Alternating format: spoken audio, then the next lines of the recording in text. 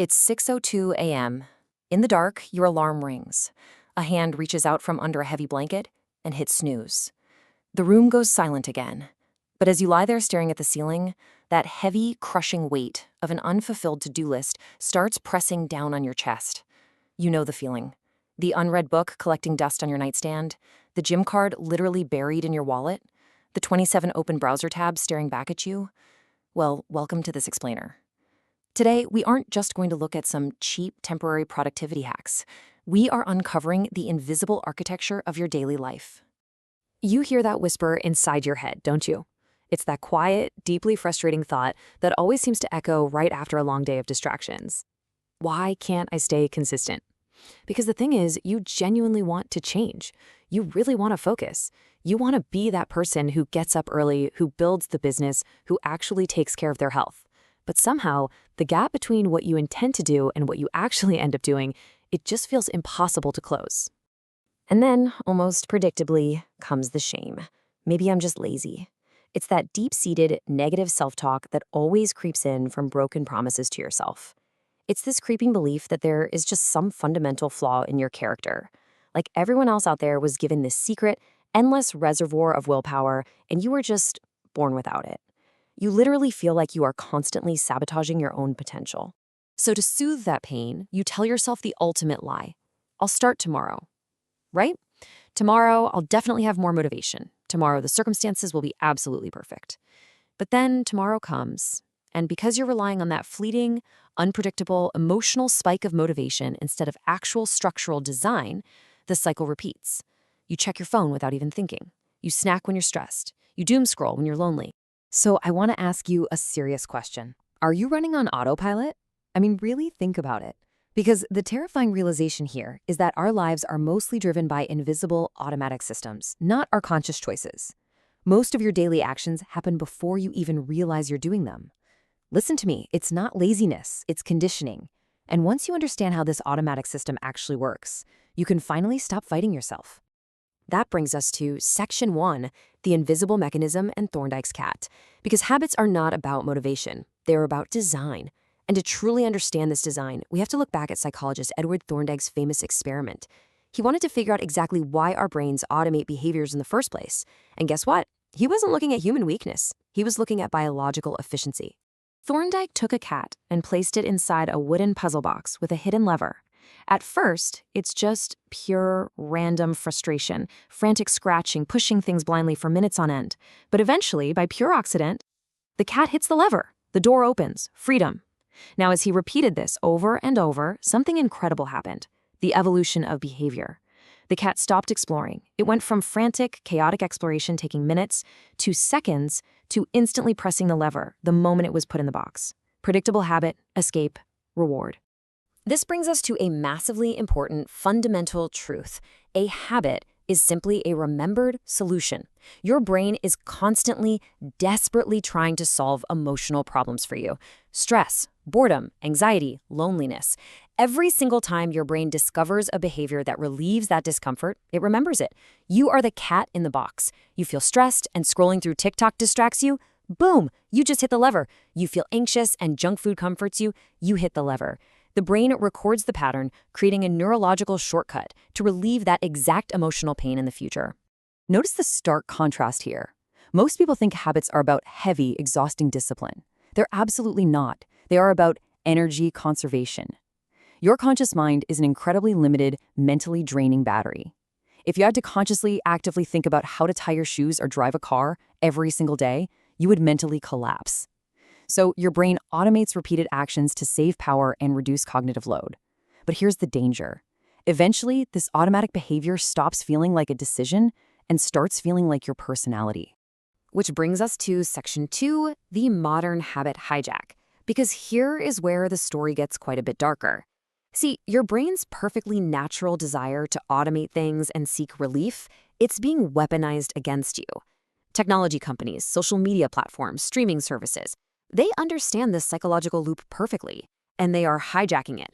Think about it. For our ancestors, cues in the environment signaled basic survival. A fire meant warmth, food meant energy. But today, that natural environment has been entirely replaced. You are flooded with artificial cues, glowing notifications, infinite scrolling feeds, digital validation, hyper-targeted advertisements. Every single app on your phone is competing in a multi-billion-dollar war to become your brain's automatic lever for discomfort. Bored? Scroll. Lonely? Refresh. You were trapped in an environment that is specifically engineered to hijack your attention. So, how on earth do we escape this? That is Section 3, the blueprint, the 4-step habit loop. If we want to stop reacting blindly to our hijacked environment, we have to intentionally redesign our conditioning. Every single habit, whether it's exercising, studying, smoking, or binge eating, follows the exact same psychological architecture. It is a continuous, 4-step loop that runs silently in the background of your life, all day, every day. Step 1, the cue. Step 2, the craving. Step 3, the response. And step 4, the reward. Let me be clear. Once you truly understand these 4 stages, you stop being a victim of your habits and you actually become the architect of them. Let's break it down. Step 1 is the cue. The golden rule here is to make it obvious. Picture a phone lighting up in a dark room. Buzz. That tiny, practically invisible signal makes your attention completely disappear from whatever you were doing. A cue is just a piece of information in your environment that predicts a reward. Your brain is always scanning for these signals, and eventually, your physical environment shapes your behavior far, far more than your actual intentions do. This means shaping your physical environment is infinitely more powerful than relying on unpredictable willpower.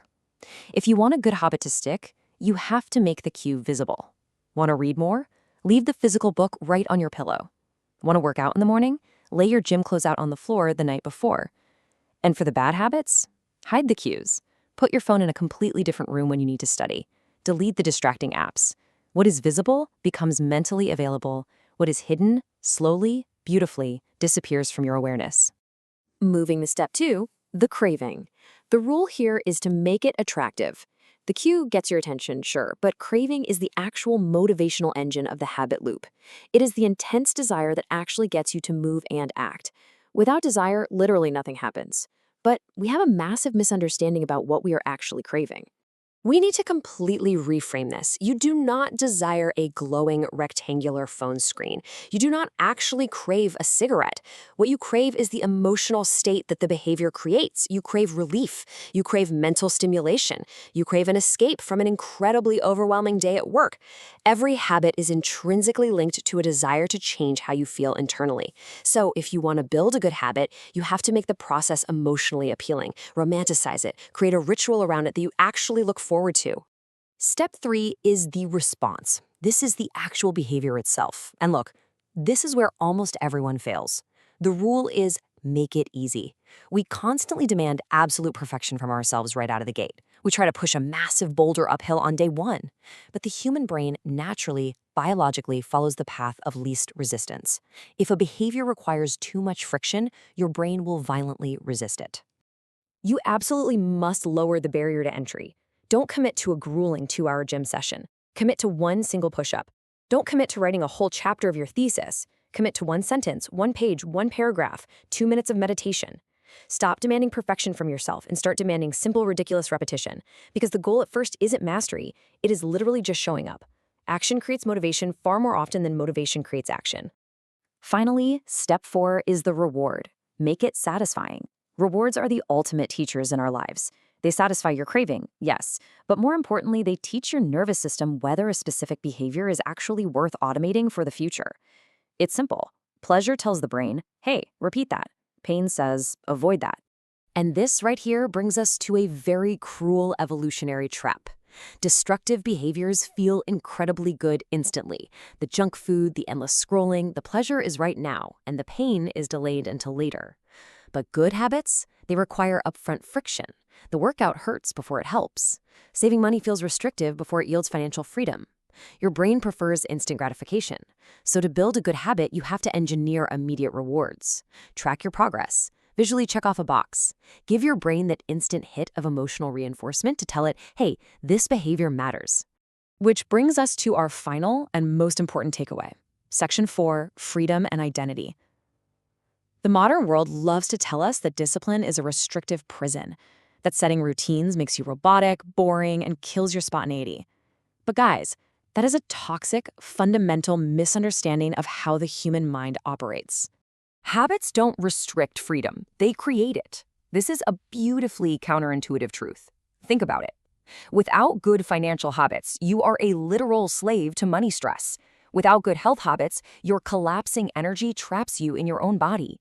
When your basic daily behaviors are just a chaotic mess of constant decision-making, your mental energy is completely drained by noon. Automating your fundamentals is the only way to free your mind's energy for higher-level living, for true creativity, and for actual peace. Because ultimately, behavior change isn't about becoming some flawless superhuman. It's about identity. Every habit is a vote for the type of person you become. Your daily repetitions literally build your future identity. Not your hopes, not your perfectly written New Year's intentions. What you repeat is what you become. Every workout is a vote that you are someone who respects their body. Every focused work session is a vote that you are someone who actually follows through. The terrifying, undeniable truth about habits is that they are always forming, every single day. Whether you consciously choose them or not, your automatic systems are currently shaping the entire trajectory of your life. That is not a question. It is a biological fact. The only real question left is, did you choose the shape?